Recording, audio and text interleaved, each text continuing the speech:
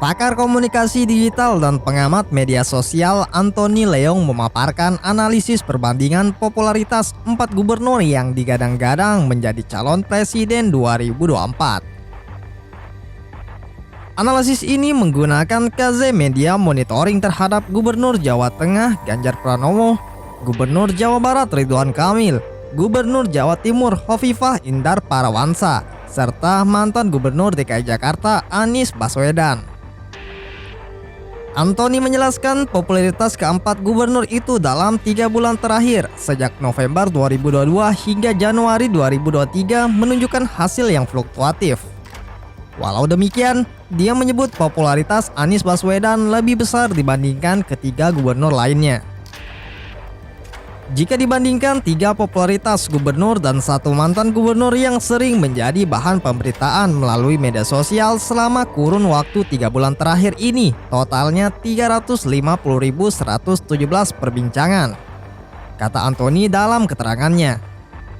Adapun perbincangan ini berasal dari berbagai platform media sosial seperti Twitter, Facebook, Instagram, YouTube, dan kanal media daring. Dia menjelaskan perbincangan terhadap Anies sebesar 157.241, Ridwan Kamil sebesar 97.138, Ganjar Pranowo sebesar 79.972, serta Hovifah sebesar 15.766. Para kandidat capres dan cawapres perlu membuat isu dan program yang fenomenal sehingga dapat meraih dan mendominasi percakapan di media sosial, katanya. Dia mengatakan hasil analisis menunjukkan Anies Baswedan punya popularitas tertinggi dibandingkan 3 gubernur lainnya. Jika dipresentasikan, perbincangan terhadap Anies sebesar 44,9%, Ridwan Kamil 27,8%, Ganjar Pranowo sebesar 22,8%, dan Hovifah sebesar 4,5%. Tren perbincangan Anies tinggi lebih karena hashtag Anies Presiden RI 2024. Sedangkan Ridwan Kamil, Ganjar Pranowo, dan Hovifah Indar Parawansa perbincangannya tinggi karena netizen menyebut nama ketiga gubernur itu. Selain popularitas, Anthony turut menganalisis spasial perbincangan tersebut. Dia mengatakan hasil analisis menunjukkan bahwa masing-masing gubernur punya tingkat popularitas berbeda pada tiap provinsi. Anies unggul di Aceh, Sumatera Utara, Sumatera Barat, Pulau Sulawesi, Pulau Maluku. Ridwan Kamil hanya unggul di wilayah Jawa Barat. Ganjar Pranowo unggul di wilayah Lampung, Sumatera Selatan, Jawa Tengah, Pulau Kalimantan. Hovifah unggul hanya di Jawa Timur, ujar Anthony. Sementara itu, Wakil Ketua Umum Partai Demokrat Beni Kaharman mengklaim banyak tokoh sangat cemas apabila mantan Gubernur DKI Jakarta Anies Baswedan menjadi presiden. Beni mengatakan kecemasan para tokoh dan pemimpin politik ini sudah terlihat setelah muncul berbagai isu yang ditunjukkan kepada Anies. Banyak tokoh, banyak pemimpin yang cemas, bahkan sangat cemas apabila Anies jadi presiden. Mengapa cemas? Tadi itu karena ya semua orang tahu Anies itu adalah tokoh yang punya integritas dan komitmen yang kuat tentang pluralisme, kata Beni di Kompleks Parlemen. Beni menilai Anies merupakan sosok pemimpin yang memiliki komitmen kuat untuk memberantas korupsi. Selain itu, Anies juga dinilai berkomitmen untuk melawan oligarki yang merusak tatanan negara Indonesia.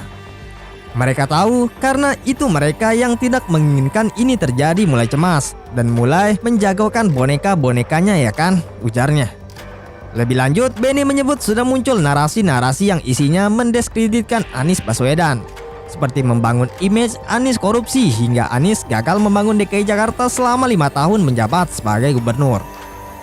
Kemudian Anies orang Arab hingga terbaru isu utang piutang yang membawa-bawa nama Anies Baswedan dan Sandiaga Uno. Beni juga menilai isu utang piutang itu sudah tak perlu lagi dibesar-besarkan ke publik. Saya pribadi melihat ini semua bagian dari agenda-agenda politik kontestasi lah ya. Persaingan-persaingan yang tentu saja menjadi suatu keniscayaan dalam demokrasi elektoral kayak kita ini, ungkap Beni Kaharman. Anies Baswedan menjadi salah satu calon presiden yang telah mendapatkan dukungan dari Nasdem, Demokrat, dan PKS. Ketiga partai ini telah memenuhi ambang batas pencalonan presiden. Di sisi lain, muncul isu perjanjian politik antara Ketua Umum Gerindra Prabowo Subianto dan Anies Baswedan pada Pilkada DKI Jakarta 2017 lalu yang dilontarkan oleh Sandiaga Uno. Terbaru Wakil Ketua Umum Partai Golkar Erwin Aksa menyebut perjanjian jelang Pilkada DKI Jakarta yang diungkap Sandi berkaitan dengan utang Anies ke Sandi. Intinya kalau tidak salah itu perjanjian utang piutang barangkali ya. Siapa berutang, siapa yang diutangi? Ya pasti yang punya duit memberikan hutang kepada yang tidak punya duit. Jadi Pak Sandi mengutangi Pak Anies? Kira-kira begitu, karena yang punya likuiditas itu Pak Sandi. Oke. Kemudian memberikan pinjaman kepada Pak Anies ya kan. Oke. Karena waktu itu kan putaran pertama kan ya namanya juga lagi tertatih-tatih juga kan waktu itu. Jadi kira-kira begitu, yang itu saya lihat. Dan itu ada di Pak Rikrik itu Pak. Berapa nilainya? Nilainya berapa ya? 50 miliar barangkali. 50 miliar? Ya. Pakar hukum tata negara dan pengamat politik Refli Harun mengungkapkan, Prabowo dan Sandiaga Uno akan dilibatkan istana dalam menjalankan strategi Capres-Cawapres istana.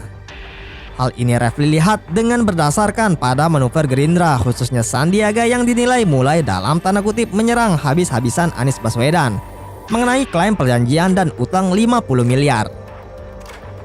Jatah bagi Sandiaga Uno sesungguhnya Wapres. Wapres siapa? Ganjar atau Prabowo? Tergantung siapa yang akan di-endorse. Bisa saja seperti desas-desus yang saya dengar. Ganjar Sandiaga, kemudian Prabowo Erick Thohir.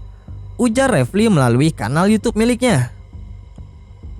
Menurut Refli, Prabowo dan Sandiaga Uno yang merupakan sekutu Anies Baswedan di Pilkada DKI 2017 lalu sengaja ditempatkan dalam formasi Capres-Cawapres istana.